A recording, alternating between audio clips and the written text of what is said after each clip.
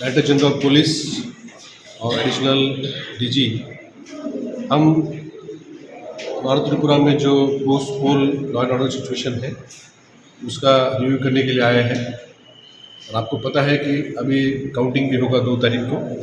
किसी भी परिस्थिति में हमारे नॉर्थ त्रिपुरा ज़िले में लॉ एंड ऑर्डर और पीस ऐसे रहना चाहिए जैसा हमारा आज तक पिछले 2 महीनों में पोलिंग में रहा है। और जो तैयारी हमारी यहाँ पे पुलिस की, पैरामिलिट्री फोर्स की और डिस्ट्रिक्ट मिशन की है, मुझे पूरा भरोसा है कि हम लोग पीसफुली काउंटिंग कर पाए।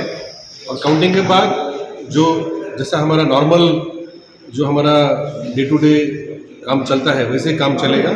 कोई भी वायलेंस इस ज़िले में नहीं होगा। धन्यवाद।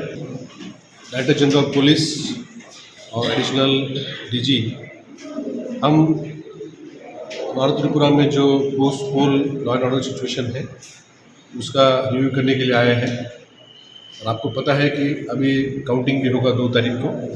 किसी भी परिस्थिति में हमारे नॉर्थ त्रिपुरा ज़िले में लॉ एंड ऑर्डर और पीस ऐसे रहना चाहिए जैसा हमारा आज तक पिछले 2 महीनों में पोलिंग में रहा है।